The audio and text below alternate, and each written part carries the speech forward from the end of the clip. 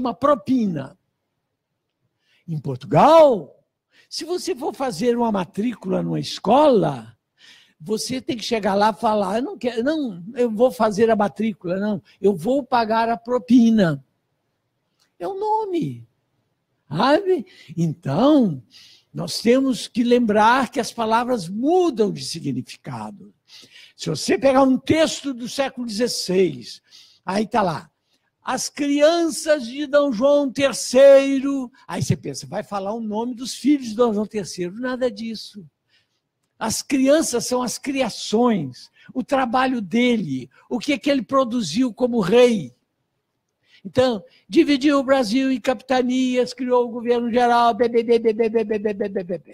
não fala o nome de ninguém. Para acordar e alegrar aqui a turma, eu encontrei um texto muito interessante sobre isso, em que estava assim, naquela aldeia havia um casal de fogo morto. Caracas, casal de fogo morto? O que é isso, minha gente?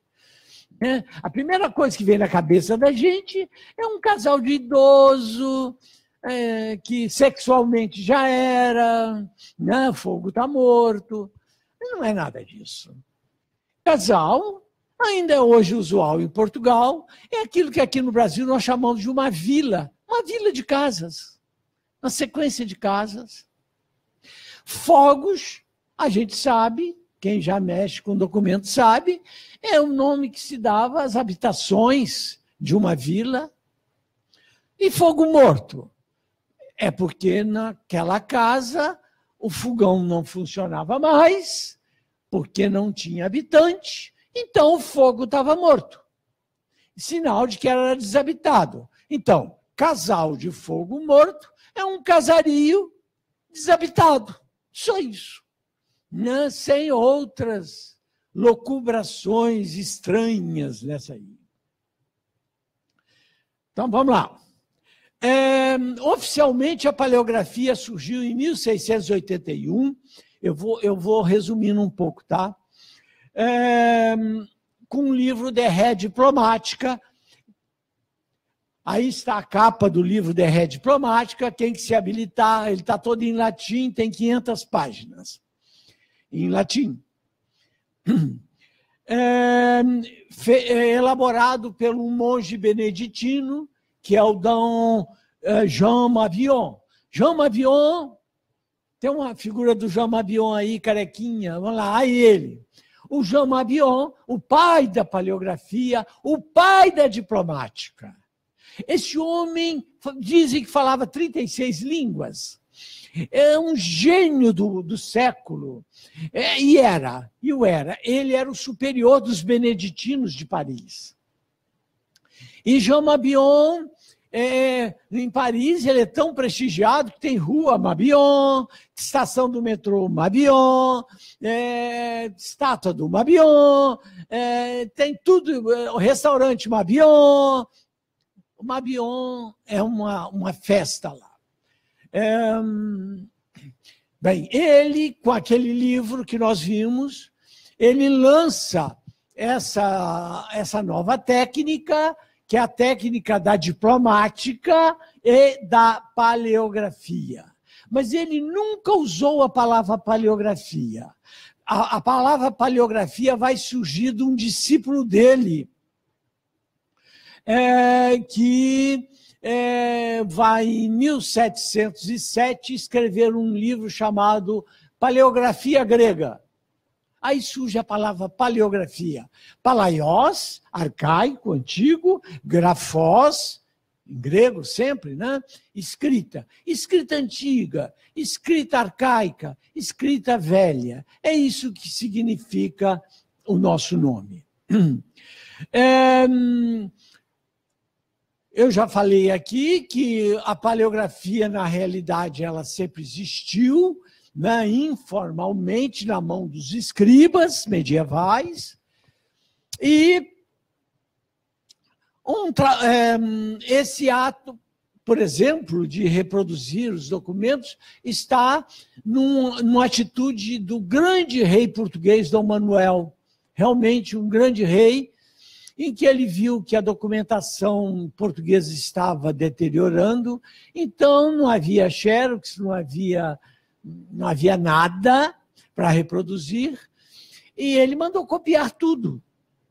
E é a chamada leitura nova de Dom Manuel. Por isso nós temos lá, no Arquivo Nacional da Torre do Tombo, a seção da leitura nova, feita toda no século XVI, levou cerca de 16 anos copiando aquilo tudo, há pouco tempo, achei, e tem, por lado, aquilo que sobrou da leitura antiga, da escrita antiga.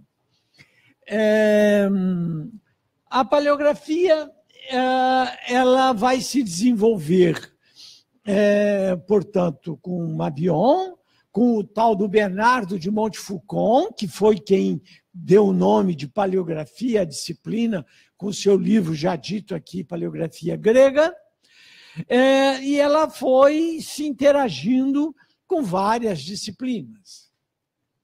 Eu digo, às vezes, que o paleógrafo é um semideus. Por quê? Um manuscrito, como, por exemplo, aquele que aparecia o nosso... Para passar aí algum que vai aparecer. Não, esse está muito facinho. Por exemplo, este. Isso aqui está em gótico, né? Belíssimo documento em gótico. Se nós não soubermos ler isso aí é apenas uma bela peça de arte, de escrita, peça de museu, só que não traz nenhuma informação. A informação está morta.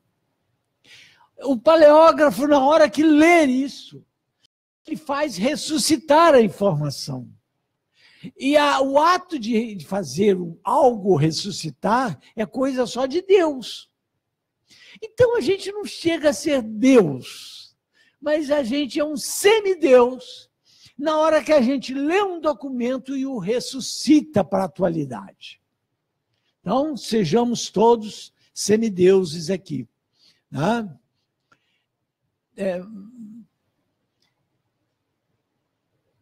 Deixa isso aí. Obrigado. Passo a passo, a paleografia foi evoluindo. A gente, quando faz paleografia, só relembrando, a gente estuda os materiais usados para escrever, o papiro, que foi o material mais usado, desde mais ou menos cerca de 4.500 anos antes de Cristo, até o século IV, ele ainda foi usado. Depois o pergaminho, eu falei pergaminho? Papiro, né? O papiro egípcio, né, que foi usadíssimo, mas é um material quebrável, uma palha, é frágil, pega fogo com facilidade. Aliás, o grande temor de um arquivo é o incêndio. E foi substituído depois pelo pergaminho. Pergaminho surgiu no século II a.C., mas levou um bom tempo para se fixar como material para escrever, só no século II depois de Cristo. É uma criação do rei de Pérgamo, daí o nome pergaminho, mas ele no início não tinha nome de pergaminho, ele era chamado de membrana, porque ele é uma pele. Aliás, quero lembrar que aqui no Brasil existe uma fábrica de pergaminho da melhor qualidade, que exporta para Amsterdã, e Amsterdã distribui pela Europa. E exporta para Nova York, que redistribui dentro dos Estados Unidos. Essa fábrica de pergaminho está próximo de nós. É aqui em Piúma, no estado do Espírito Santo. O pergaminho é tido, e é verdade, da melhor qualidade. quem alguma hora precisar disso, aí o preço. Enquanto um pergaminho inteiro na Europa, porque o pergaminho é feito do couro da barriga, da cabra, da ovelha, então ele é desse tamanho, ele custa em torno de 1.000 euros, quer dizer, quase R$ 4.000, aqui é vendido por R$ 200. E é de ótima qualidade. Inclusive, nós vamos usá-lo para nosso segundo colóquio lá em Portugal, para mostrar a eles que nós temos pergaminho de primeira qualidade e barato. Bom, bonito e barato. Bem, além do pergaminho, que o uso vai do século IV até o século XIV, XV, quando ele é substituído pelo papel. O papel, o mais antigo documento em papel na língua portuguesa, ele tem a data de 1334, mais precisamente 4 de novembro. E o papel de trapo é uma invenção chinesa, segundo alguns, da data do ano de 105 depois de Cristo, era uma invenção de um chinês chamado Tsai Lun. Hoje já tem um trabalho da Universidade de Pequim que põe em dúvida se esse Tsai Lun foi realmente o inventor. Parece que ele roubou o segredo de fazer o papel de um súdito lá. E ele era da alta cúpula do governo de Pequim. Então, ele passa como o inventor. Parece que não é. Parece. Bem, o papel e o pergaminho, eles coexistiram na nossa documentação por uns 200, 300 anos. E foram as ordenações afonsinas e manuelinas que estabeleceram quais os documentos seriam feitos em papel. Lógico, documentos menos importantes. Quais os documentos feitos em pergaminho, os mais importantes. Ainda hoje, muitas universidades dão diploma com pergaminho. Aliás, pergaminho é até quase um sinônimo de diploma. Esse aqui é o meu pergaminho. As universidades americanas, na sua maioria, usam o pergaminho como diploma. Por aqui, o negócio anda na base do papelão. Bem, a paleografia, além de cuidar, de estudar esses suportes da escrita, ela cuida também dos instrumentos para escrever, né? Dos instrumentos usados para escrever. Aqui. Ótimo. Né? Nós temos aqui duas penas, né? Que são mais penas elas apareceram depois, e o pequeno bambu, estile ou estilete, que se usava para escrever. Olha, vejam a dificuldade. Tentem vocês pegar uma pena qualquer, molhar num tinteiro que já nem existe mais, quase, e tentar escrever. É uma luta. Né? Você, no máximo, escreve uma letra, tem que voltar ao tinteiro. O homem sempre gostou da praticidade das coisas. Então, tem a história da evolução das penas, que é fantástica, e não dá tempo para eu falar isso aqui. Só vou falar uma curiosidade. Qual era a melhor pena? Qualquer ave? Não, a melhor pena era a do ganso. Ah, do ganso? Sim. Mas qual pena do ganso? Do rabo, do pescoço, da onde? Não. A Montblanc da época era a terceira pena de baixo para cima da asa direita do ganso. Veja o requinte. Essa era a boa pena. A pena passa por vários processos, as chamadas penas holandesas, que foi um engodo dos holandeses, porque um dos problemas da pena era quebrar a pontinha.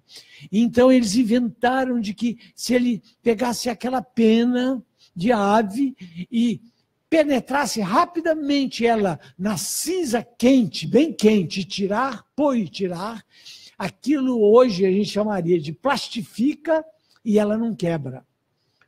E durante mais de 100 anos eles monopolizaram as penas holandesas e fizeram dinheiro com isso. Esperto eles. Até aparecer a pena metálica. A pena metálica é muito recente. Depois da descoberta do Brasil, me preocupou muito. Eu vi a novela Novo Mundo, que a Leopoldina, a grande Leopoldina, a primeira mulher que governou o Brasil, ela que fez a nossa independência, Dom Pedro foi empurrado pela mulher. Isso é verdade.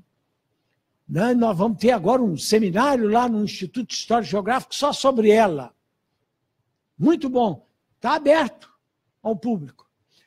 Então, a pena só vai aparecer na altura de 1830. Mas em 1822 está a dona Leopoldina escrevendo com a pena metálica.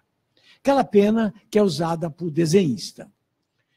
Depois a pena metálica, ela se desenvolve no século XIX.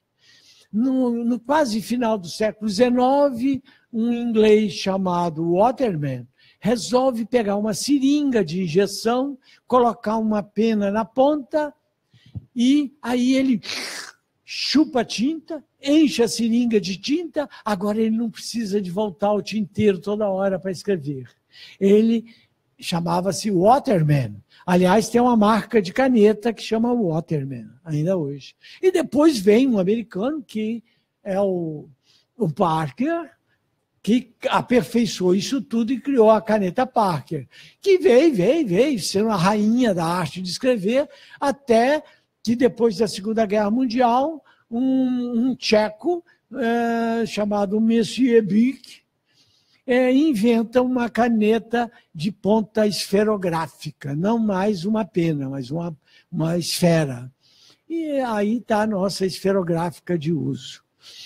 O Brasil sempre foi um país muito justo e honesto. A justiça no Brasil sempre foi perfeita.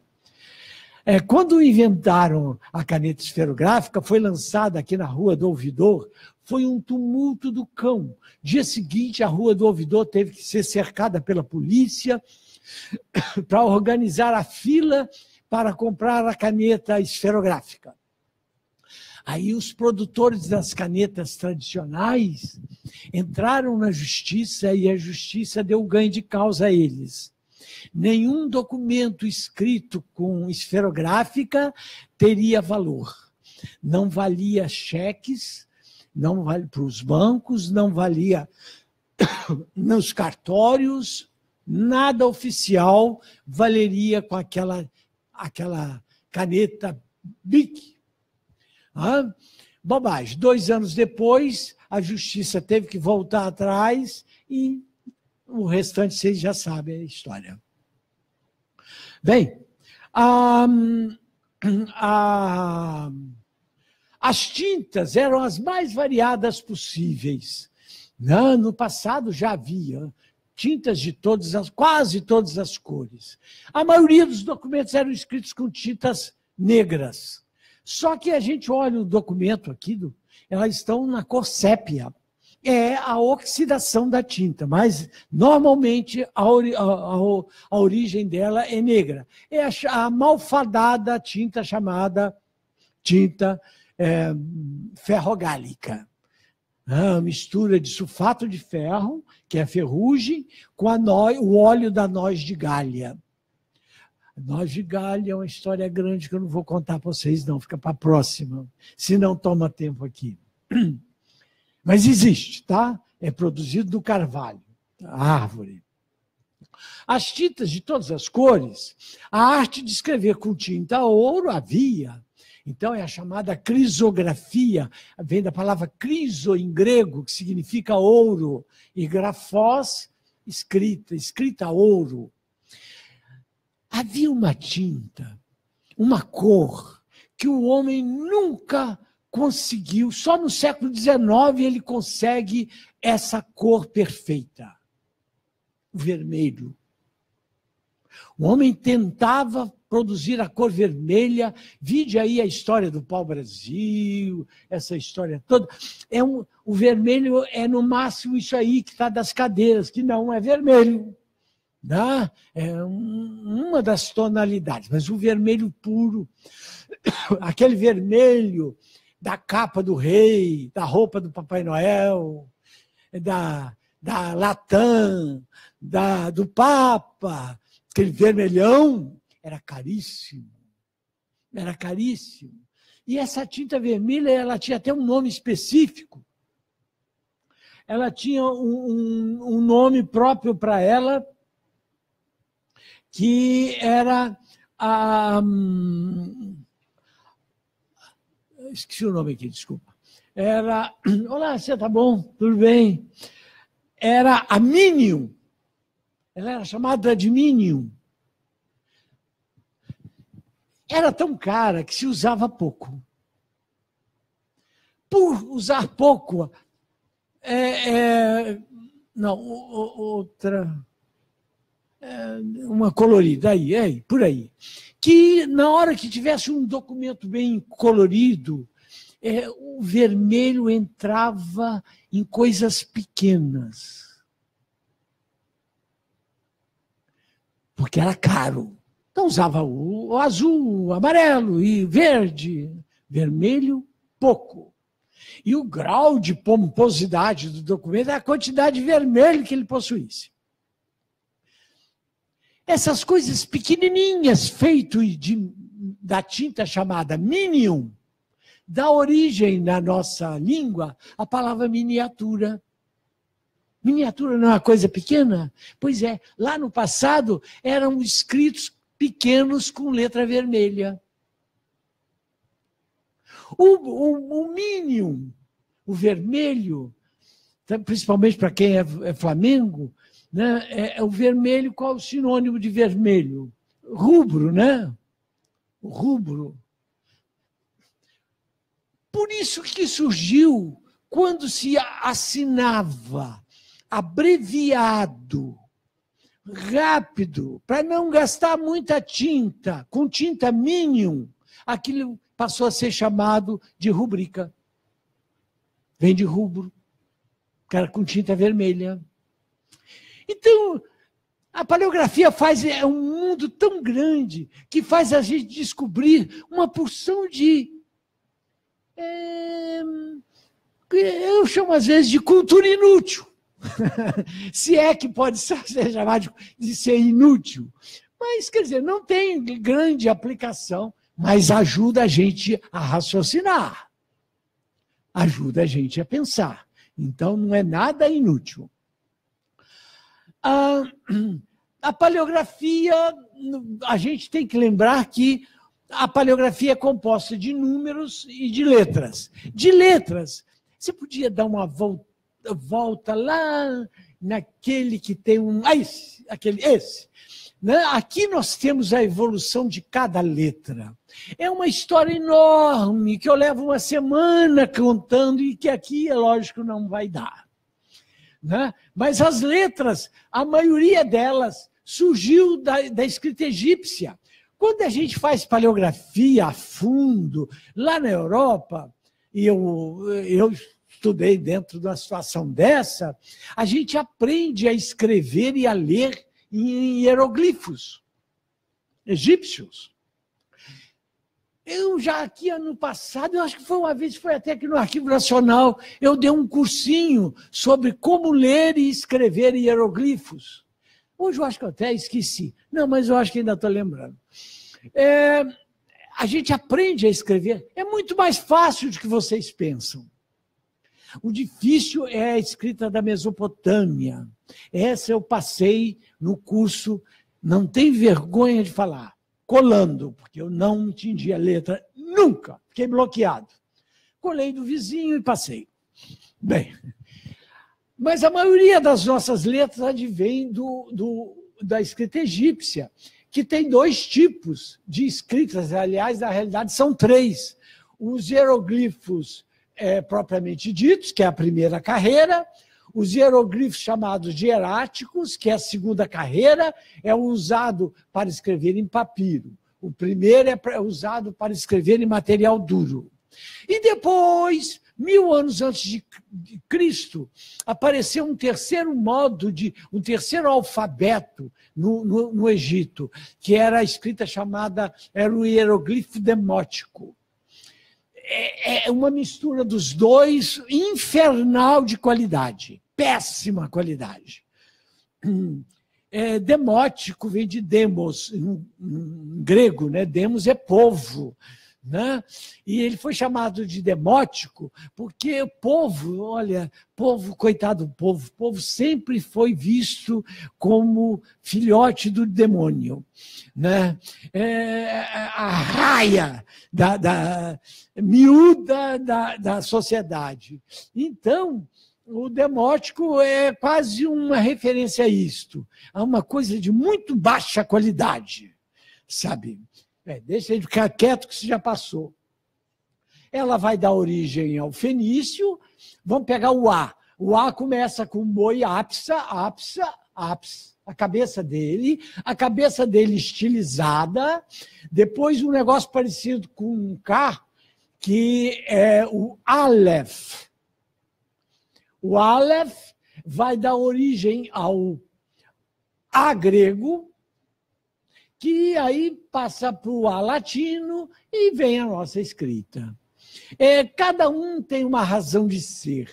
Cada nome egípcio que está aqui tem uma bonequinha, tem uma luva, tem um outro bonequinho lá em cima, tem uma bengala. Tudo o som disso era o som da primeira sílaba da palavra que significava isso em egípcio. Não é complicado. Bem, vamos em frente. Bem, a escrita evoluiu, né? A gente sabe que ela passa do fenício, a escrita fenícia é levada para a Grécia. Na Grécia, ela muda de direção. Houve um intervalo em que havia uma letra chamada bustrofédica, que uma linha você escrevia daqui para lá. Na hora que você voltava de lá para cá. E tinha que virar a letra ao contrário. Imagina. Bustrofédon, em grego, significa o caminho do gado, o caminho do arado. É porque o arado vai lá, arando a terra e volta cá. Vai lá e volta cá. Felizmente, isso teve uma duração menor, mas teve uma consequência grande. As letras mudaram de posição. Haja vista o A. Né? Então, nós temos o A latino, depois nós temos o A latino, essencialmente pagão, da escrita romana pagã. Em seguida, nós temos, para ser rápido, a letra latina chamada uncial, vem do nome úncia, unha, que ela tem as curvas da unha. Olha o D, olha o M, olha o O, o Q, né? Sem uma forma de unha, daí úncia.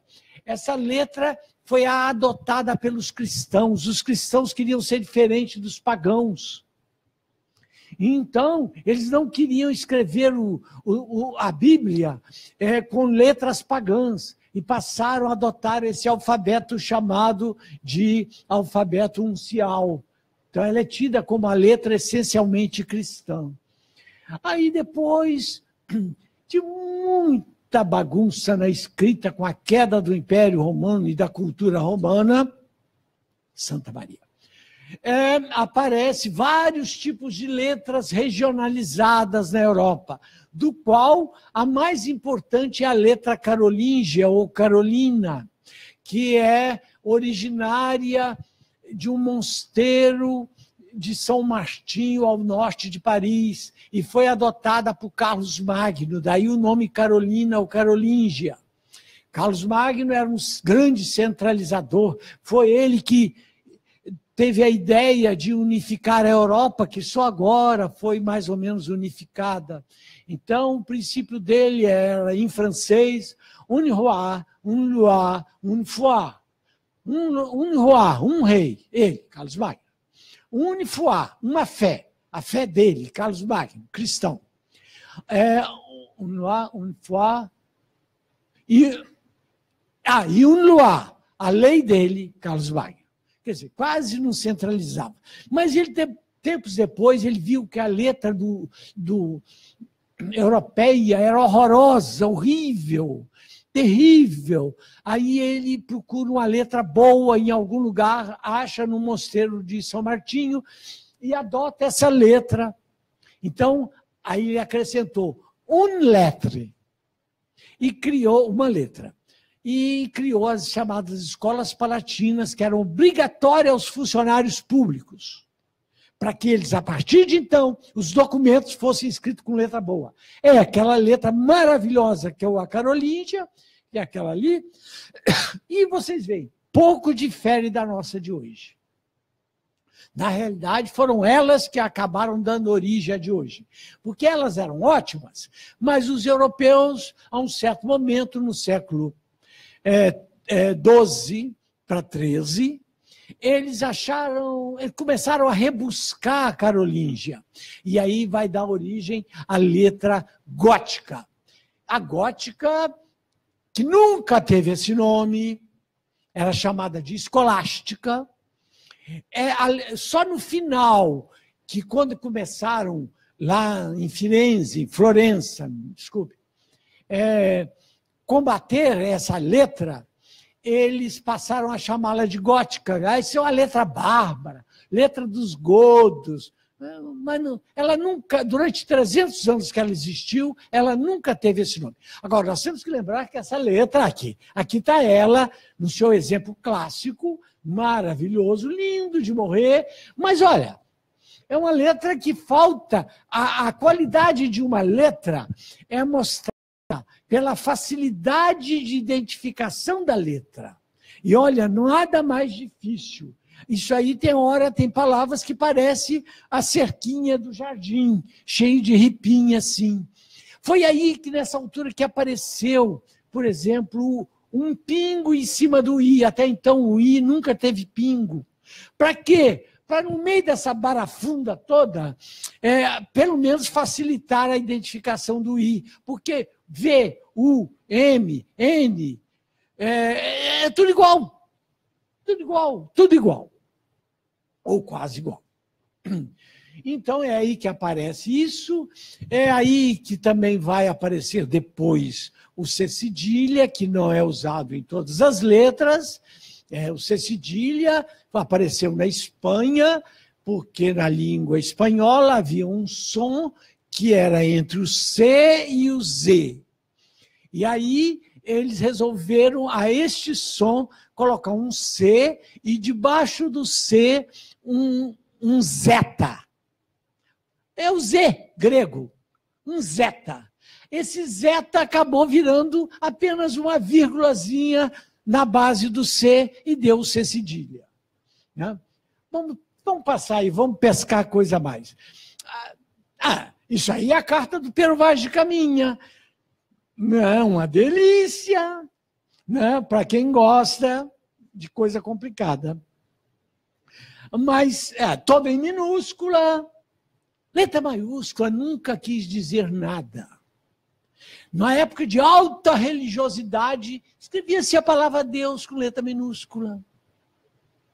O segundo nome das pessoas, até agora, século XIX, ainda às vezes o segundo nome. Por exemplo, meu nome primeiro é João. Tá. O J, João com a J maiúsculo. O segundo nome meu é Eurípides. Que Deus o tenha. O Eurípides podia vir minúsculo. O segundo nome sempre vinha minúsculo. Não assustem, era assim mesmo. E vão manter. O filólogo interessa isso. Tá? Isso aí é a letra dele, né? Típica, a letra, desculpem aqui, eu sempre fui funcionário público, a letra processual gótica. Processual é porque é a letra dos processos das repartições públicas. Desculpem aqui, talvez a maioria seja funcionário público. Mas funcionário público nunca gostou de trabalhar desde a Idade Média. Tá? Tem as exceções, evidente. Todos nós aqui somos exceções. Mas não gostava.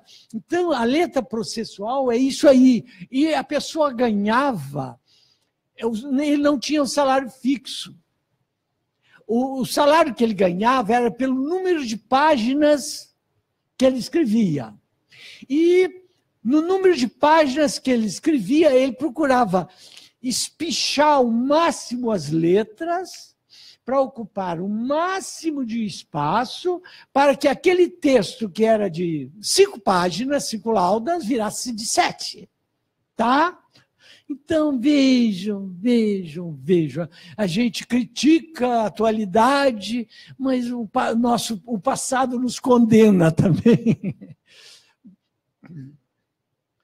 Aqui uma outra letra, é a chamada letra encadeada, já não é mais a letra gótica, mas é uma letra já corriqueira nossa, porque nós usamos desde em gótico, em letra gótica, processual, nós temos, e a letra gótica encadeada, nós temos muito no século XVI. Aqui, inclusive. E iniciozinho do século XVII. Mas ela foi substituída pela chamada letra humanística, que foi criada por 2 homens em Firenze, em Florença, na Itália.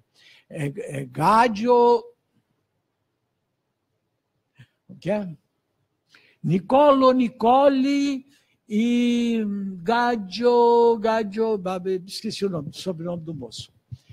E dessa, há uma variação grande. Uma das piores é a letra encadeada, que são as letras, principalmente das certidões, dos cartórios. Né? Esse documento é aqui do arquivo. Né? Então, você veja lá em cima, olha, cumpra-se 6 de maio, 641. Portugal, ainda hoje, costuma não colocar o milênio. Tá? Então, ali está, olha, tranquilo, eu tenho certeza que vocês leem.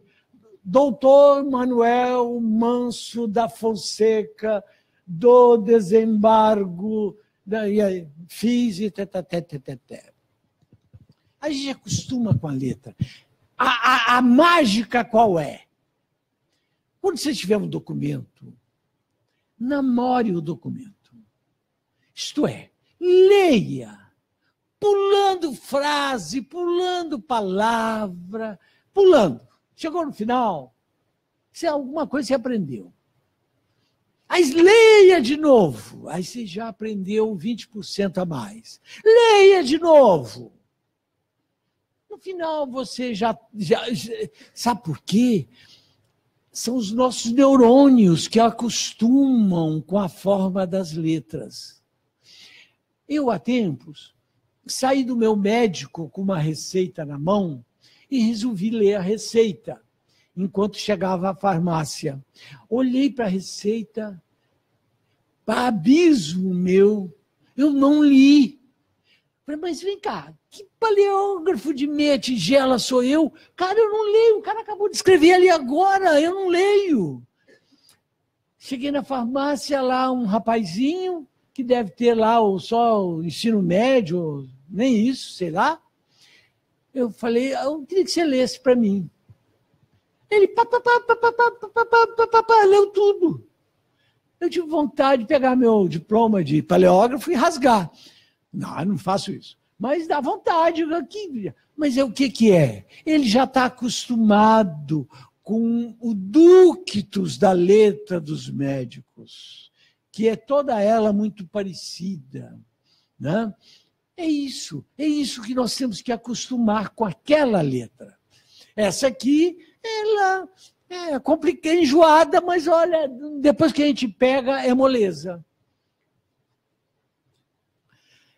Bem, nos documentos nós temos, infelizmente, abreviaturas. Não adianta a gente pensar assim, se não é A, é B, se não é B, é C.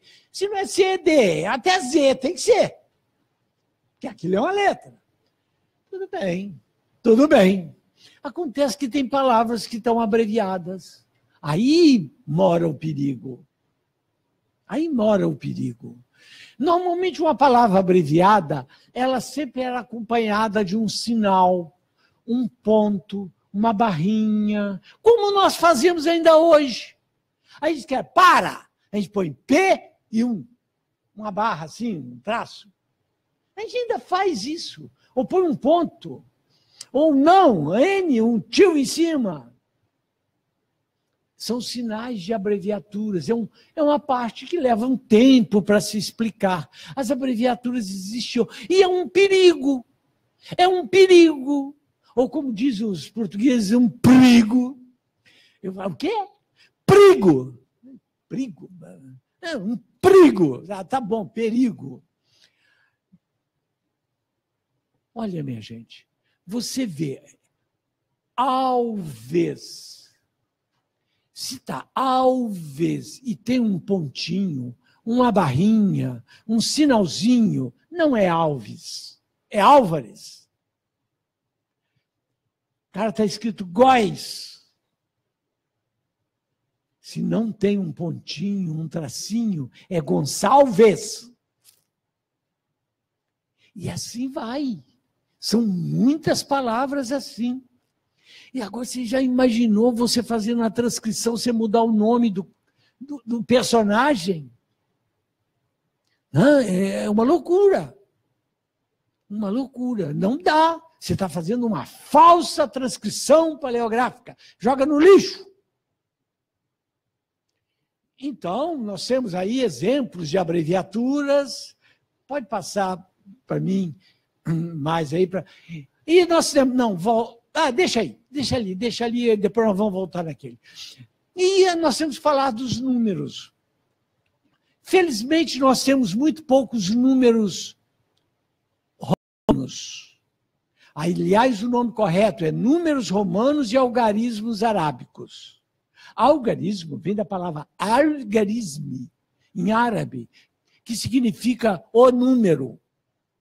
Então, para o arábico é algarismo, simplesmente algarismo. E para o romano é número. Nós temos muito pouco uso de números romanos.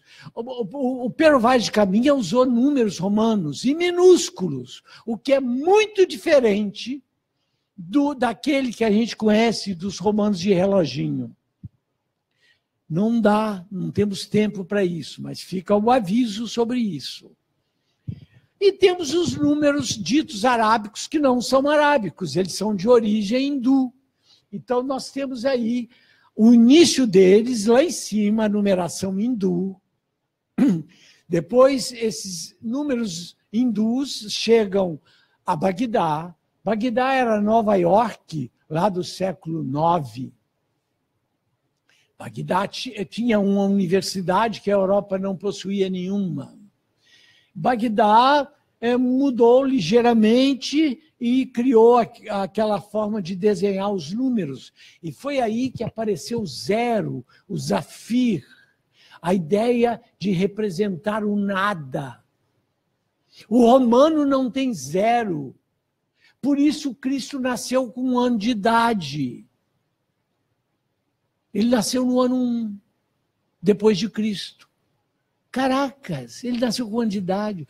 É porque os romanos contavam o 1 está no lugar do 0.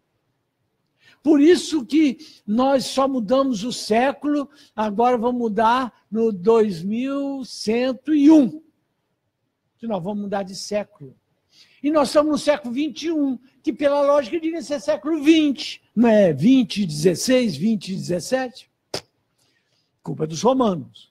É por isso que a Igreja Católica, ainda na hora de celebrar a missa de sétimo dia, o cara morreu no sábado, não vai ser no outro sábado, vai ser na sexta, porque ela conta o primeiro dia, o dia do falecimento, é o dia 1.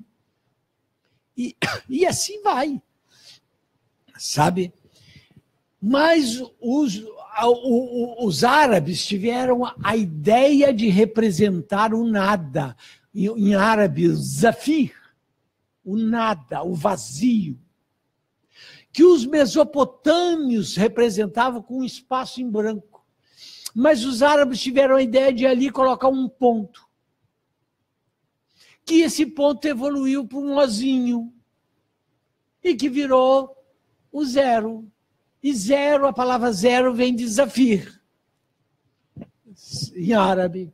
Bem, os algarismos arábicos, eles usados na Arábia até hoje, depois os chamados algarismos Gobar, esses algarismos árabes, eles vão para o norte da África e vão até o Marrocos. No Marrocos, eles sofrem uma influência europeia e eles mudam a posição dos números. E aí chega aos nossos números de hoje. A grande dificuldade na leitura dos números arábicos são em 3 números. Eu vou lá. 1, que pode ser confundido com 2, que pode ser confundido com 7. Então, esses 3. O 1, o 2 e o 7. Por isso que, com o tempo, o racionalismo fez com que o 2 tivesse uma voltinha aqui para diferenciá-lo, tanto do possível 7 quanto do possível 1. Olha isso, parece com isso. Né? E quando é mal feito, pior ainda. É por isso que, com o tempo, aí já muito tarde, século XVIII, o 7 passou a ter um traço nele para facilitar a sua identificação. Nós não podemos congelar as coisas, nós temos que ir melhorando a situação. Nossa, 11h30.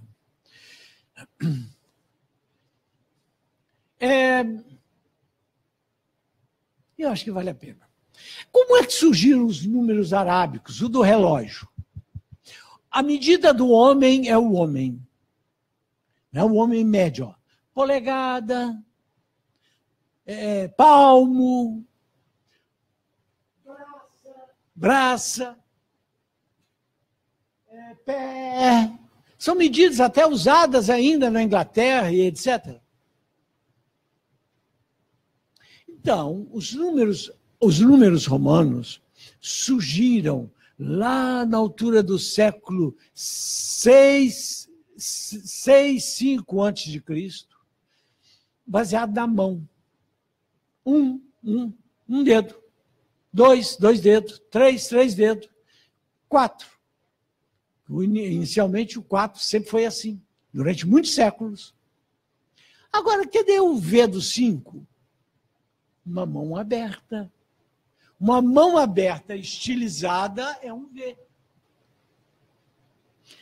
Aí vem o outro, o 10, que é um X. Onde ele tirou um X da mão?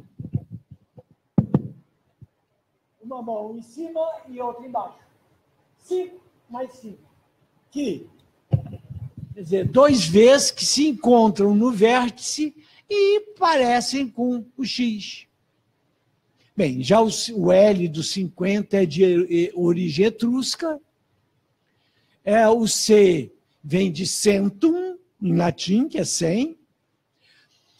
O D de 500 não é D, é uma meia circunferência, porque os etruscos usavam como 1000 uma circunferência. Então, uma circunferência cortada ao meio dá o que a gente pode chamar de um D, que não é um D, é uma meia circunferência. Que depois virou D, acabou. Né? E o 1000 com M, vem de mille, né? 1000 em latim. Que pode ter umas variações, inclusive, deixa para lá, em formato de T. Vamos passar? Então, os árabes aqui, exemplos de formas árabes que a gente encontra nos documentos brasileiros, ou luso-brasileiros. Olha as variações do 1, olha as variações do 2, até ele dobrar, olha o 3, olha o 4, que tem hora que parece que é 9, a gente tem que ter muita atenção nisso. Olha o 5, que às vezes parece 6, olha o primeiro, ou parece um G, ou parece um F, até ficar no maldito 5. Tá? O 6, tudo bem, às vezes parece B, mas é 6. O 7, o 8, na sua forma, normalmente o 8 sempre era aberto na parte de cima. O 9, que às vezes a gente confunde com um G, é um perigo. E às vezes, tanto o 6 quanto o 9, ele, em vez dele vir no alto da pauta, a cabeça do 9 é que está na pauta. Então, ele vem embaixo, como se fosse um G. E o 6 fica a alça dele lá na pauta e ele desce como se fosse um brinco, fazendo assim. O exemplo ali do multiplicador de 1000, né? Então lá tem 4.250. É o chamado caldeirão português. Eu não concordo com esse número, mas é o número, é o nome desse símbolo lá em Portugal e nós não temos outro. Eu lembro aqui um exemplo, o professor Arno Velling, lá do Instituto Histórico, há dias estava comentando uma tese em que o aluno leu aí, achou que aquele U ali, aquele caldeirão português, fosse outra coisa, então escreveu a transcrição do documento. A vila foi tomada por 2 soldados, leu aquilo como fosse um S. 2 soldados, é 2.000, né? Quer dizer, a gente tem que estar alerta para isso. Bem, vamos aí. Um documento do padre Antônio Vieira, o segundo melhor autor da língua portuguesa.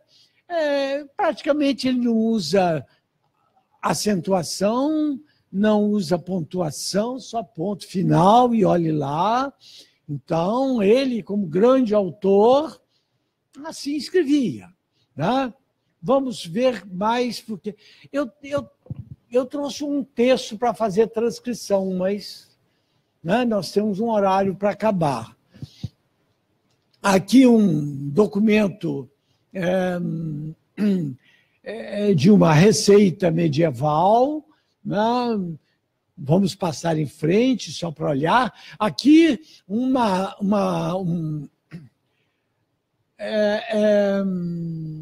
isso aí é um documento. Dom Manuel resolveu.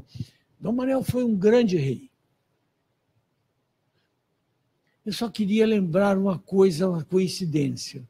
Dom Manuel, ele herdou o trono de Dom João II. Dom João II não tinha filho. Dom João II mandou matar os principais nobres do reino, inclusive o tio de Dom Manuel. Dom Manuel, na lista de 6 possíveis herdeiros do trono, ele estava em último lugar. Mas acabou, por consenso, para poder haver governo em Portugal, senão haveria uma guerra, colocaram Dom Manuel. Dom Manuel assume o governo e todos aqueles que eram amigos, ele prestigiou, dando títulos, dando terras, dando sesmarias.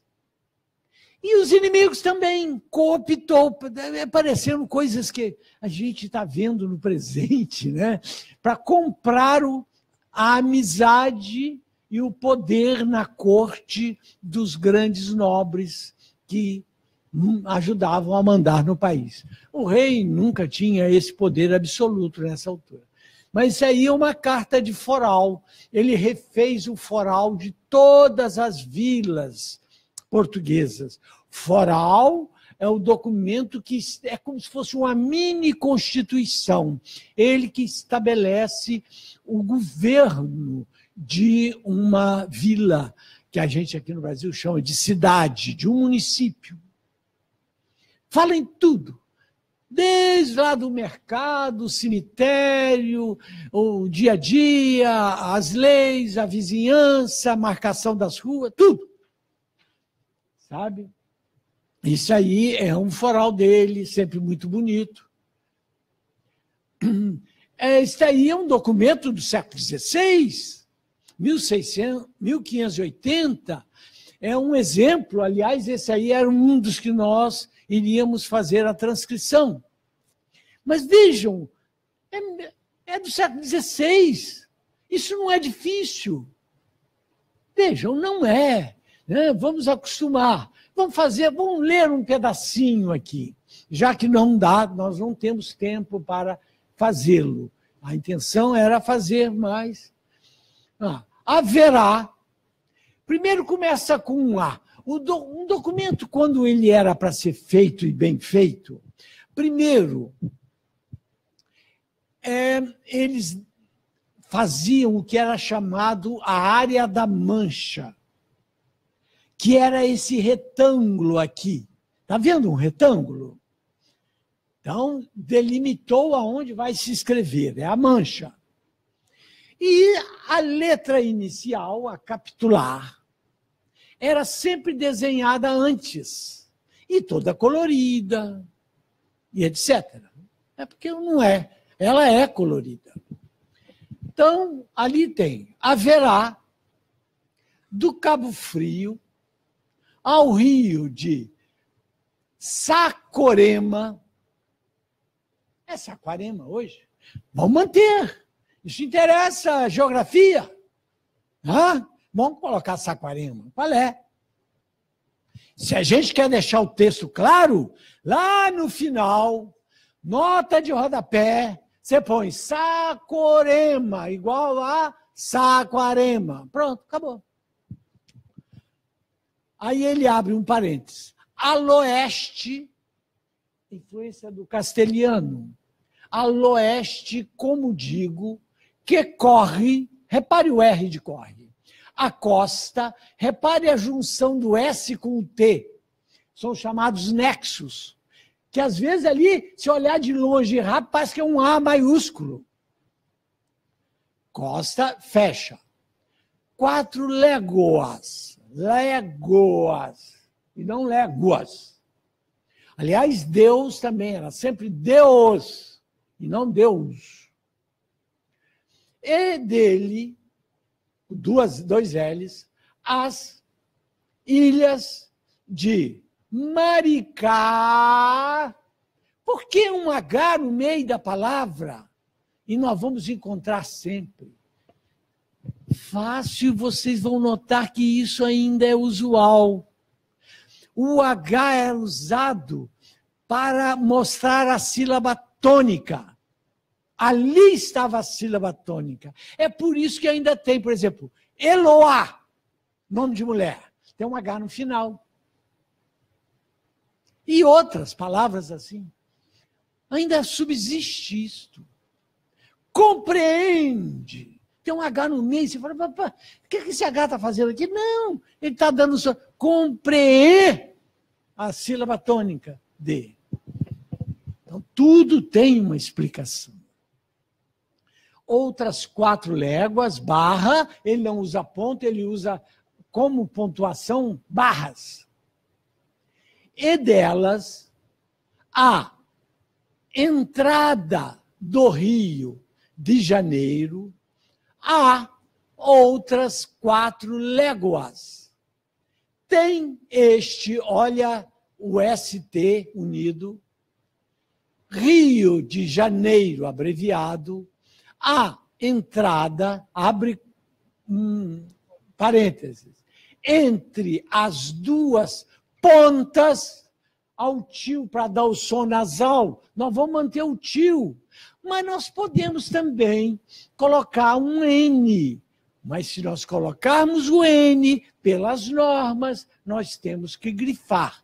Tudo que a gente colocar numa palavra para facilitar a leitura, nós temos que grifar para mostrar que aquela letra não está no texto.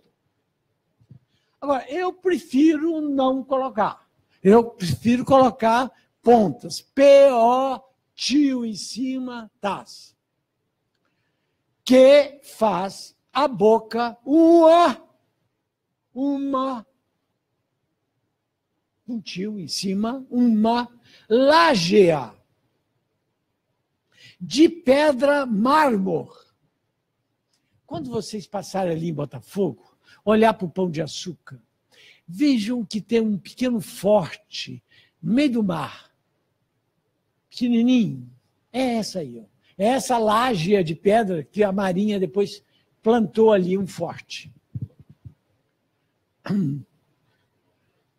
De pedra mármore. Mármore é mármore, mas está em espanhol. Porque nós estamos aqui no século XVI, ainda tem, o português tem muita influência ainda do castelhano. Aliás, Portugal está sob domínio da Espanha. Mármore, que de largo, não coube, ele pôs o O lá em cima, tem 7 palmos. Aqui o seguinte, foi muito comum no século XVI, XVII e XVIII. Aí parou. Toda vez que tivesse um número, seja número romano ou algarismo arábico, ou dava um traço embaixo, ou colocava o número entre 2 pontos, para chamar a atenção, não sei por quê. Então, palmos, e de comprido, 10, está vendo o 10 entre 2 pontos? B com um ponto. B é braças. Abreviatura de braças. Nós temos o excelente dicionário da Maria Helena Flexor aqui do arquivo. Eu não sei se a edição dele ainda tem muito livro sobrando. Eu não sei. Eu até gostaria. Eu já levei para a Espanha e fiz sucesso com ele. Quando os espanhóis falaram, eu falei, não, nós temos um dicionário de abreviaturas. Aí os espanhóis, logo lá em Valladolid, que eu dava aula, vieram com o dicionário deles, um michuruco de um dicionário desse tamanhozinho, me deu. Aí eu arranquei aquele tijolão da Maria Helena, falei, isso aqui é do Arquivo Nacional do Brasil. É de vocês. A mesma coisa eu fiz em Coimbra. Então, de Portugal tem um negocinho assim, um dedo. O nosso é um tijolo. Né? É verdade que no dicionário tem alguns senões nosso, mas a verdade é que ele presta um imenso serviço. E eu não sei se tem muitos volumes ainda. Teria ainda muito volume dele? Será? Hã? Tem. Foi, né? Que bom, que bom. Porque eu pretendo, inclusive, daqui a um ano, lá no segundo, levar, nem que sejam uns 3, para fazer gracinha lá para eles. Ó, esse é o do Brasil, tá? Bem, 10 braças, lava! Nossa, aqui uma parada. Nós tivemos letras chamadas ramistas. Letra ramista é uma letra que substitui outra letra. As letras ramistas eram o U, o V e o B. Uma substitui a outra. Então, é por isso que nós falamos vasculhante ou vassoura, e o português fala basculhante, vassoura, barrer e assim por diante. Porque eles se acostumaram mais com o B. Então, essas letras, uma substitui a outra. Isso durante séculos. Então, nós temos que manter a letra. Nós vamos escrever na nossa transcrição laua. Aí, lá embaixo, nota de rodapé, laua é igual lava. É uma letra ramista. Ramista é porque um homem chamado Ramos, no século XVI, fez um grande estudo sobre isso. E as outras 3 letras ramistas são o I com o J com o Y. Esse é o nosso orgulho. Esse é um orgulho nosso. A hora que você faz gracinha, assim, joga para cima dele e mostra a ele que o que é que nós temos. O que é que o Arquivo Nacional fez? Né? Fez e faz. Eu acredito no Arquivo Nacional. Então, as outras letras são essas, I, J e Y. I com Y, tudo bem, a gente até aceita. Né? Y. O Y é chamado de I grego pelos portugueses. Né? Tudo bem. E o J? O J foi a última letra a aparecer. Por causa daquela letra gótica horrorosa que nós vimos lá atrás. Por quê? Para facilitar a leitura, principalmente de textos em latim, e em latim, muitas vezes, as palavras acabam com 2 is. Então, para ficar sinal de que é o último i tinha uma cauda. Então, era chamado i caudado, que nós chamamos de J. Tá? É por isso que o J ainda varia. Em italiano não tem J até hoje. Em italiano não tem. Minha mãe é italiana, eu falo italiano, vivo lá quase. Não tem J. Né? Mas as outras têm. Mas cada um dá um som. Né? Se o J nosso é J... Né? Se você vai lá na Espanha, é o Rota, Juárez, é um R. Se você vai lá na Alemanha, o J tem Jorge, Jürgen. Ele vai variando estupidamente a sua sonoridade. Então, se tem um J no meio da... Min! Escrito assim, M-J-M. M-J-M. Agora, min é igual a M-I-M. Também quem não souber mexer com esse negócio, eu acho que é melhor mudar de profissão. Né? Porque não deu para coisa. Tem gente que não dá. Vocês sabem que muitas vezes eu dou aula assim para doutores e tal, só no HGB, tem gente que não dá aquele clique para o assunto. A gente está acabando nosso tempo.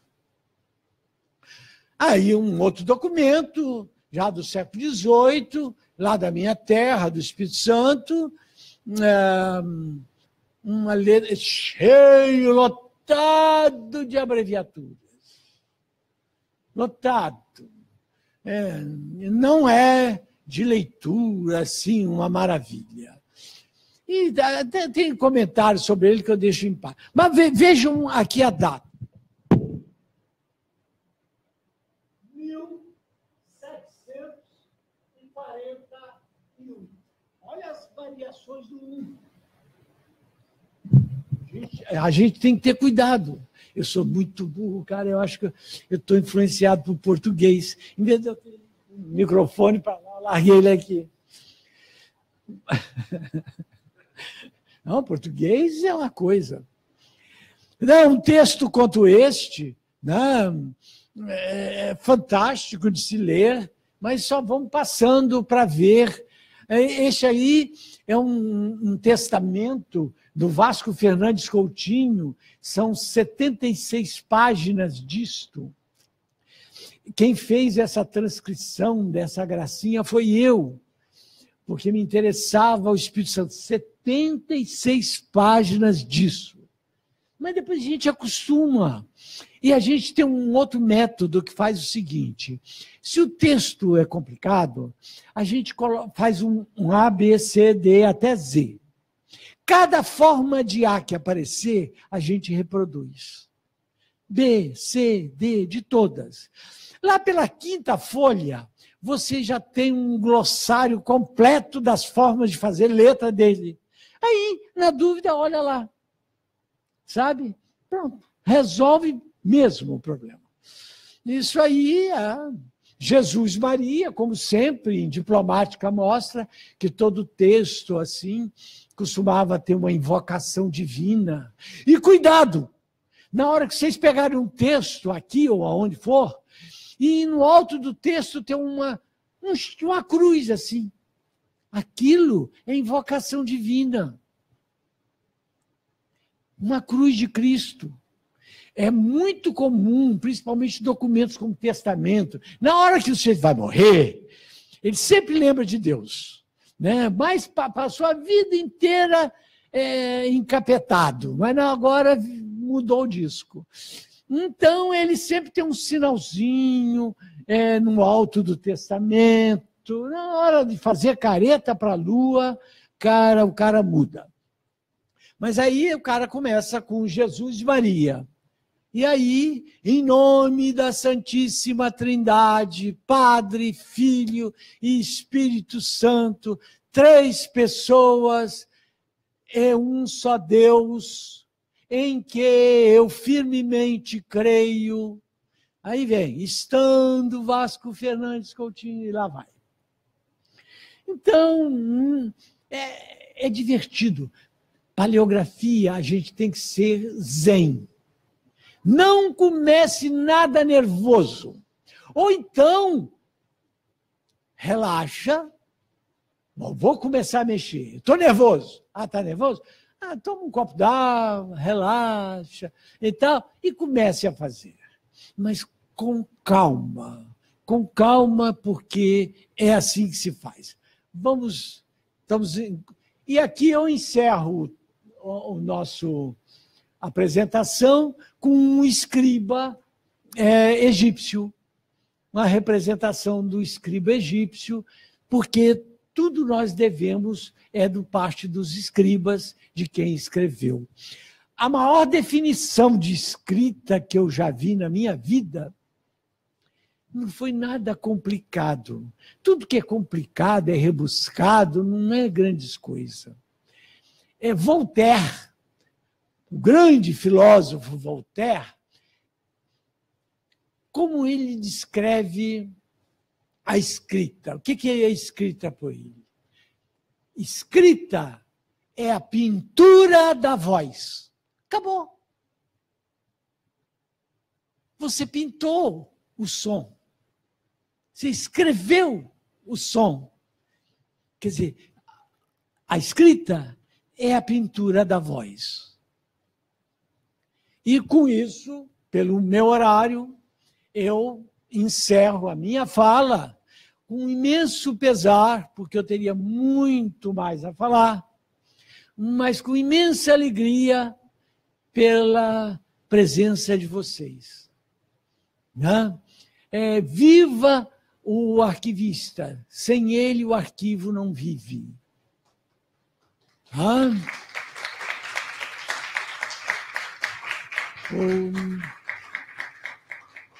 Devemos tudo à arquivologia.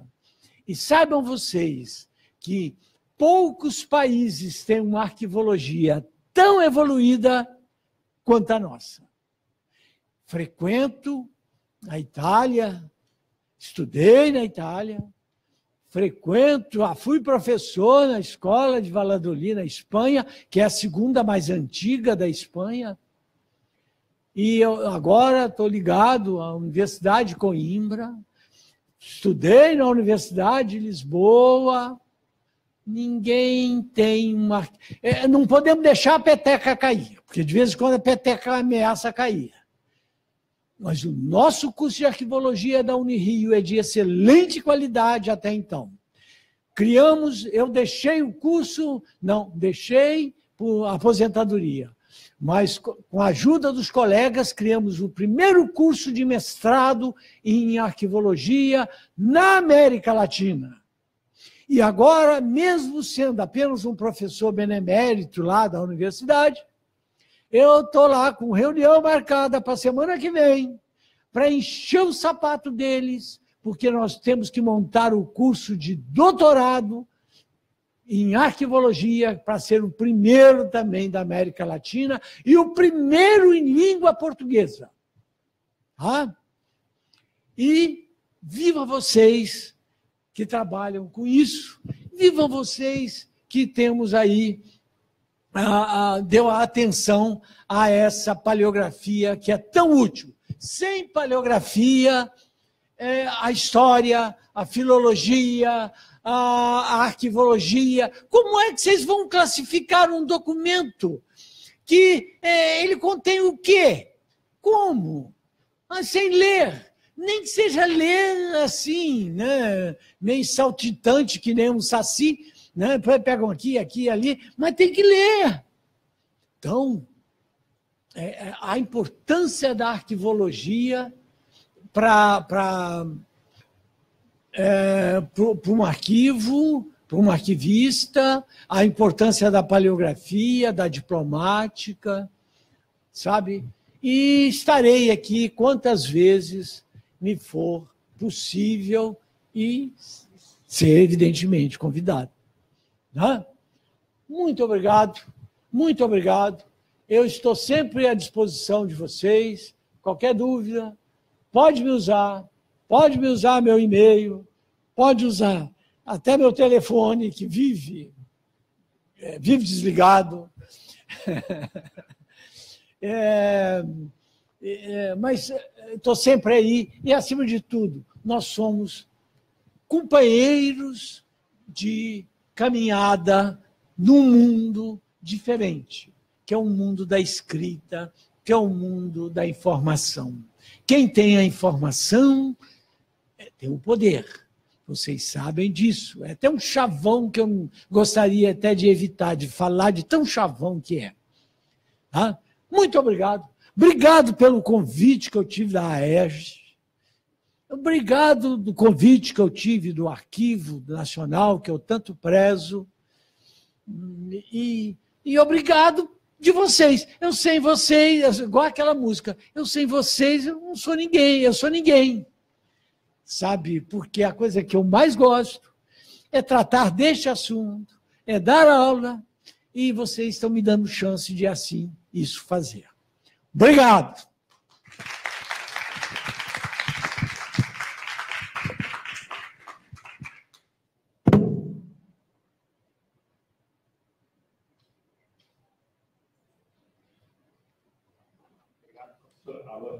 Obrigado, professor Franklin.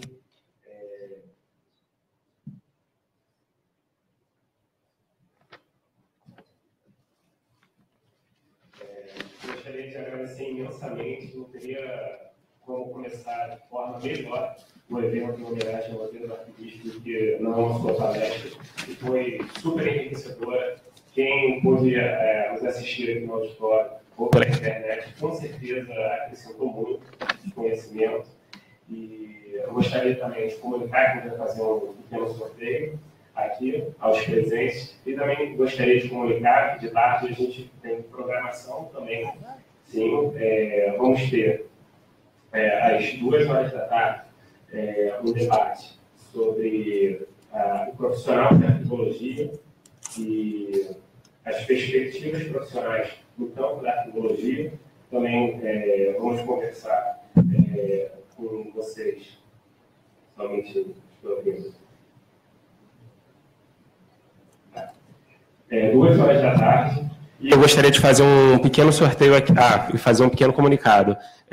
Os certificados vão ser enviados por e-mail, então todo mundo aqui colocou o seu e-mail, quem não colocou depois coloque, para a gente poder enviar para vocês o certificado de participação. E eu vou fazer um sorteio, me falaram aqui para eu dizer o número de 1 a 25. Professor Franklin, você poderia começar, sugere um número de 1 a 25. 7. 7. Número 7? Não? Tá comigo. 7. 7. Camila. Vem pegar a Camila. Deixa eu ver. Número 12.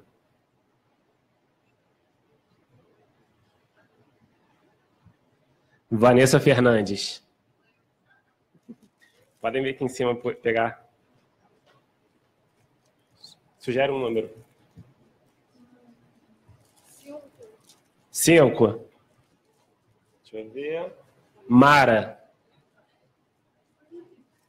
Deixa eu ver. 23. Cláudia.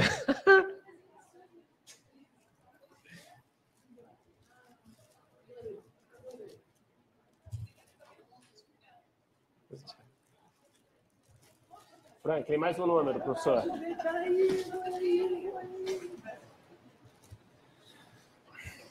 Bem, um último número. 15, para ficar no meio termo.